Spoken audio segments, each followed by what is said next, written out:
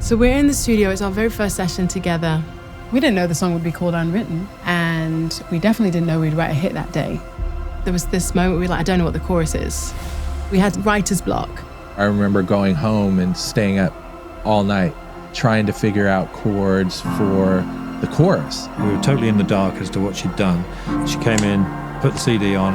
And they were all like, that's it. Feel the rain on your skin. No one else can feel it for you. Unwritten had no US release at that point. There was no certainty at all. I remember going into the meeting and they're like, this isn't going to do well in America. They're like, no, that's too preachy. Let's write something more sexy. I've had many times in my life where people have very kindly told me what my limits are. She was literally never stopping. There was no time to breathe. The moment that you get famous, it's not very natural. It's not very healthy. It was everywhere. Unwritten was literally everywhere. She did everything to keep that song going. The song is speaking to a new generation in a different way. I'm just like, 15 million views? How do I start a story like this? Today is where your book begins. The rest is still unwritten. It feels really good to sing again. I had a nice long break, and being on stage it feels wonderful. Actually, it feels really good to just kind of use the thing that I was given that I'm the best at. I come from a family that is a really wonderful, creative, loud family from New Zealand. My parents immigrated to London just before I was born. We didn't have a lot of money growing up, and my mum was very thrifty. We only wore secondhand clothes, even though our childhood was like late 80s. We looked like we were from the 70s because we always get clothes a little bit late. My parents homeschooled us, which was really unusual in England. I'm the second child. There's 4 of us. My sister, Natasha Bedingfield, is 2 years younger than me. She's my best friend and an amazing singer. This is my younger brother, Josh. My mum had Josh when I was about 8. I felt like a second mum to him. I get very tender towards him. This is a picture of my older brother, Daniel Bedingfield, and me. Daniel was the most talented kid I've ever seen. He's definitely the guy who trained me on how to do music, and he was very hard on me. Like, if I was out of tune, he'd tell me. We were so driven, and all we wanted to do was sing. When I was about 16 or 17, my brother wrote Gotta Get Through This, which is really it's a proper like dance song. I gotta get through this. I gotta get through this. And Gotta Get Through This is blowing up. I got a #1 hit. And so when I had my platform, I wouldn't stop talking about my sister. Honestly, he wouldn't shut up about me. Like every interview, he was always like, my sister's incredible as well. What's next for you? I'm working on a new album. This is my sister, Natasha Bedingfield. I think people kind of roll their eyes a bit like, oh yeah, you know. There might be 10 people in the world that can sing as in tune as Natasha at a perfect pitch. I started writing songs, I think, around 18. Daniel's management started to manage me, and we met Phonogenic, which is a brand new imprint of Sony. Andrew Frampton is a co-founder of Phonogenic. He's an amazing songwriter. He kind of looks like a wizard. He's very tall and he's very wise and a co-writer on a number of my songs. Phonogenic was 4 partners, myself, Steve Kipner, Paul Isberg, and Tops Henderson. And there was a hesitation initially with her being Daniel's sister because Daniel had just come out with a couple of real big hits. It was like, do we want to have our first signing be the sister of a famous pop star? There was definitely a hesitation in us. There are not many family members who follow other family members and are more successful or even as successful. I've had many times in my life where people have very kindly told me what my limits are to protect me from disappointment. We met her at Olympic Studios. We asked her to play us some of her demos. We listened to them and they were good, but they didn't necessarily show uniqueness or excitement. But then she put one particular song on that she didn't yet have a chorus recorded for. I said, why don't you just sing what you've got as an idea? She was riffing over her own song and coming up with a whole different melody line. This whole other voice came out of her. We were so excited. It was that goosebump moment. We were like, can you come to the studio in a few days? We want to make some demos with you. Next step was we got on flight to LA to start writing the album and just started creating, I think, the next day. So my younger brother, Josh, is who I wrote Unwritten about. He was 14, and I think Josh helped me remember what it was like to be 14 and the pressure that you feel. Everyone always asking me, what are you going to be when you grow up? And for some reason, that question was so crippling to me. I didn't know what I wanted to be. So I'm in a writing session, and I had a little piece of paper where I had written down just a very basic poem. It was something like, life is a blank page, I hold the pen, and no one else. And instantly they're like, no, that's too preachy. You know, let's write something more sexy. I totally get it too. Like, it's very hard to make a positive song not be cheesy. But I just remember putting that idea in my pocket and being like, I'll just have to try and write that with someone else. And then one day, I'm in a session with these guys and they're like, we're bringing in a female writer. Open the door and in walks Danielle Brisebois. And it was just like, there was a moment. For some reason, something about the door when it opened, it was like, oh. But she had really cool, funky, like short hair with fringe. And it was just like, yes, that's my girl. Like our hearts connected. I don't think I would have written the same song with anyone else. No one else. And she found an amazing track guy called Wayne Rodriguez. What I love about him is he was actually an old school DJ. He was actually like mixing beats with records. Danielle and I were working a lot together. And I remember Natasha coming to the studio in Santa Monica and just going through some of the beats and tracks that I had. And when it got to the one that became Unwritten, they were just like, oh, what's that? At that point, it really was just a simple, guitar idea. And so that's really how the song started. And then they started working on lyrics and melody. And then I just turned around, went to my laptop and started programming the drums. In the early 2000s, hip hop was kind of making its way into the pop world. You had Dido. My tea's gone cold, I'm wondering why. Other songs like I'm Like a Bird, Nelly Furtado. I'm like a bird, I only fly away. That's kind of where my mind was at. And I was programming a lot of mid-tempo hip-hop grooves at the time. The interesting thing on Unwritten, there's scratching on it, and it's throughout. With this particular song, I had Natasha record just some long ahs and oohs, and I would make samples out of it. And at that time, I had a little CD scratcher and scratched her vocals. So I was kind of doing that, and it just sounds more musical, so you don't notice it as much.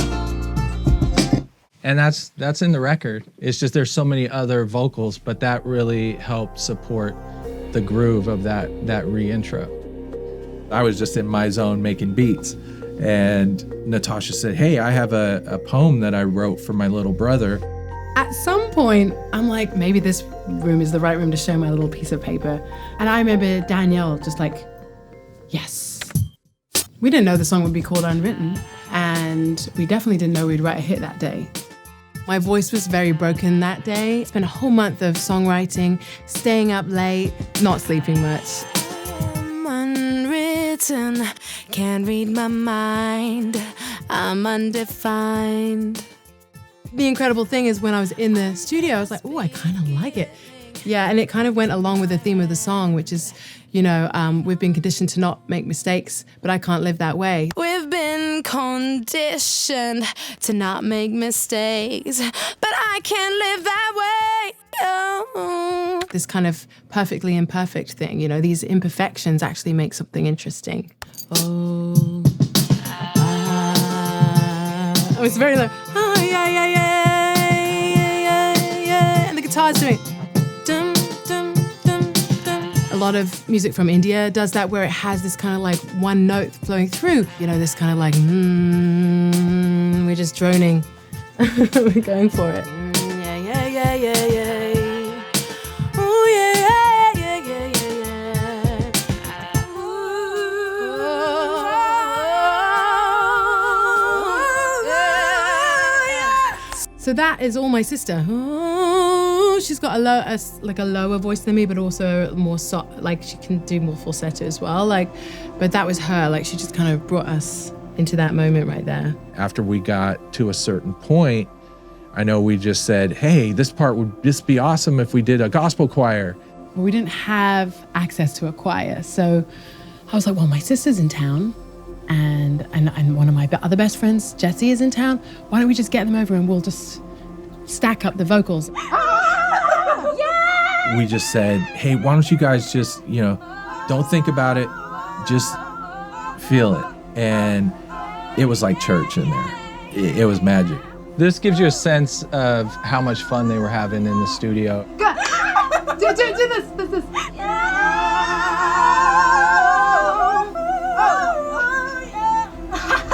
Good.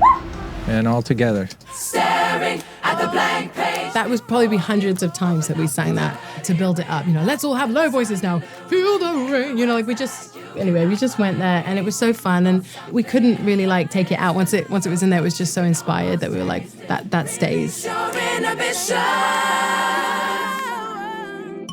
Danielle and I, it was like this fire. And we wrote these amazing verses, but it started to slow down when we came to the chorus. There was this moment where we were like, I don't know what the chorus is. Probably the most challenging part was coming up with the chorus chords. I remember a couple of hours of just being like, writer's block. At some point, one of us called it. It was like, let's just come back and write it tomorrow. I remember going home and staying up all night, trying to figure out chords for the chorus so that when we got together the next day, I would have some ideas to play them. I started playing the chords for the chorus and it wasn't really coming together. I was playing them more like every bar. It wasn't until I sped up the way I was playing it and did more of a push with the chords that they then wrote the chorus. Lyrically, we were just like yes, almost exploding and really needing to get the words out. It was probably around 3 o'clock in the morning when we tracked the vocal that became the record. Feel the rain on your skin. No one else can feel it for you. Only you can live it. No one else can speak the words on your lips. Treat yourself in words unspoken. Live your life with arms wide open. Oh, it's so fun to hear that all separated out like that, isn't it? The rest is still unwritten. Yeah. I do remember it having this kind of magical, almost religious feeling. I definitely feel like the lyrics to Unwritten have been quite powerful. It's amazing when something's just beginning and it's all possibilities. And when you feel that heat inside you, that you want to say something, and that there's more to you than what people see. I think a couple of days later, she came back and gave us a CD and said, it's really rough. I was probably quite shy at that point and just check this out, listen to this. We put the CD on and we listened once and we just looked at each other and we just said, well, we're the luckiest guys on earth because that's a monster song. By the time we got to the chorus, we were jumping up and down and telling her that she'd written a smash, They were all like, that's it, that's the song. So we released Unwritten in England and it did really well. But just from a chart level, it only reaches number 6 in the UK. At that time, if you released something in England, it didn't mean that it would come out automatically anywhere else. It was before the British invasion of Adele and Ellie Goulding and Amy Winehouse. There was always a question mark that whether she would get a US release because not a lot of UK artists do. Nothing sounded like it on the radio. And there was some hesitancy. I started meeting with different publishers and I remember one particular publisher going into the meeting and they're like, I don't get it. This isn't going to do well in America. So you had to convince the American part of the label to invest in you. About a year after it was released in the UK and throughout Europe, it was released in America. The idea that the label came up with was that I would go to the radio stations directly and meet people and sing for contest winners. Bearing in mind, she was now famous in the UK and Europe. She had to start again in the US. She would go and play little barbecues for radio stations, where there's 10 people. It was 6 months of traveling to different radio stations and singing it for contest winners as the radio station gave them pizza, and people coming up to me going, I think you're going to be big one day. One of the radio presenters that I met and really connected with was Cubby. He was totally an early adopter of the song, was a champion of Unwritten. First time I heard Unwritten, I was like, okay, this is a smash for so many reasons. Lyrically, it's perfect. Tempo is perfect. And me, being the music director, looking for a balanced record to bridge all the different genres we have on the radio station, that's perfect. It just checked off every single box. I have him to thank for this because when he says, I'm gonna play this, then a lot of other people are watching and will play it too. He just knows what's good and what's cool and people just follow him. Z100 is still the biggest top 40 station in America. And in 2005, 2006, top 40 was thriving. I think the first moment when we realized something was happening was when it just was getting added to every radio station. Radio is what made Unwritten a success. Z100, New York's #1 hit music station. I'm Cubby, it's Natasha Bedingfield. Unwritten is on Z100. I am unwritten. That's when things just went super crazy and it just became this phenomena. The album was flying off the shelves. It was just like, what just hit me? She did everything to keep that song going, doing all the late night talk shows, and it was everywhere. Unwritten was literally everywhere. We started to see it show up on the charts. Then it became #1. It started getting licensing for different TV commercials. MTV approaches our team and it's like, we've got this new show and we'd love to use your song. Today is where your book begins. When they licensed the song for The Hills, we really didn't know anything about the show. But I didn't think I knew how big The Hills would be and how that song really did become attached to the show. I think it's just because the show is about a group of kids trying to find out who they are, which is exactly what the song's about. For Natasha, she was just so busy there was no time to breathe. The moment that you get famous, it's also can be quite overwhelming because everybody wants a piece of you and it can feel a little bit like a trauma of some kind because it's not very natural, it's not very healthy, it's not very balanced.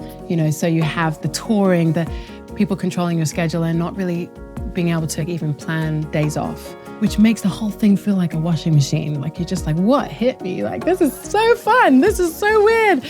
And then we were doing it together. 2 famous siblings. And she was handling it, and I was not. I really wasn't. My brother was like at the height of his success. And then he goes to New Zealand and he has a car crash.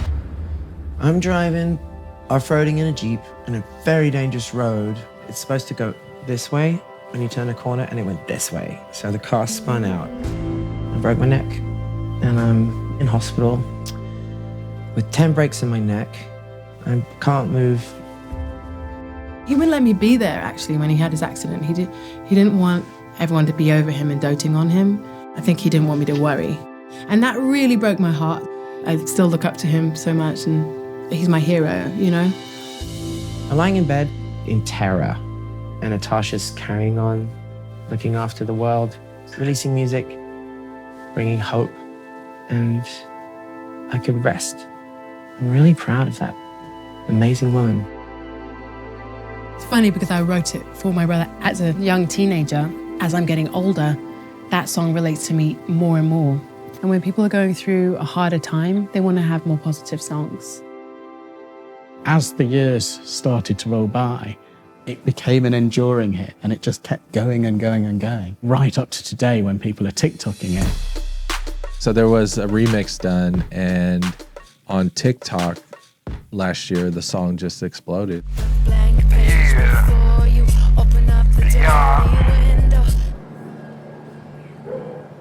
Back in March of 2021, I'm just do what everyone else does when they're on TikTok. You're just scrolling, you're scrolling, you're scrolling. The beat was the first thing that caught me.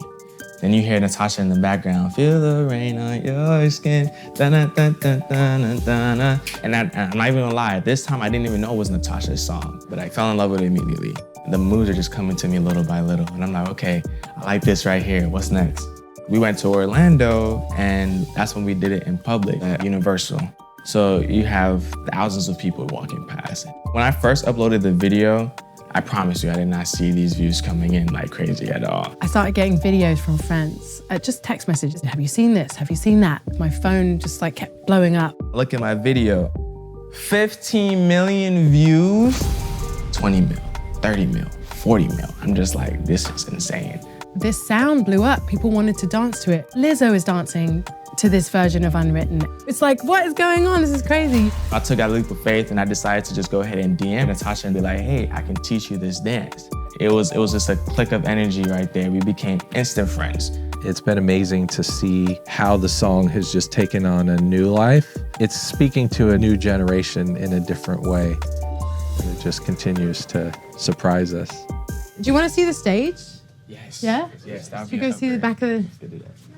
Okay, here we go. Our audience awaits. Wow. Yes. Wow. So tonight, Ronnie Boy is going to come and join us on stage. See, what you could do is you've got the numbers here and they help you know. So you and I could go on 2 and 2. Okay. Maybe. The fact that Unwritten keeps on reconnecting with the next generation, it just makes me so happy because it brings me back to how I felt when I was a teenager. And there's just so much possibility. The song to me is timeless. You wouldn't know that song was done in 2004. It still holds up today. And to me, a true hit will never go away. It feels like she was singing to the whole of Generation Z, all of the millennials. Write your own story. You can live your life however you want. And it feels like this explosion of hope. When Unwritten was released, early 2000s was an unsure time in the world. We'd had a lot of political instability. There was a lot of stuff questioning what was going on in the world, as there is at the moment. We all go through times in our lives when we need someone to say, hey, it's going to be okay. And it's amazing to see how it's lived on and it's continuing to encourage people. I think the key to Unwritten's longevity is that it has many layers. It's just a pop song. It's simple. Everyone can sing it. It's accessible, but it actually has a deeper meaning and you can keep finding new meanings within it. It just makes me so happy and it's beyond anything I could have ever imagined.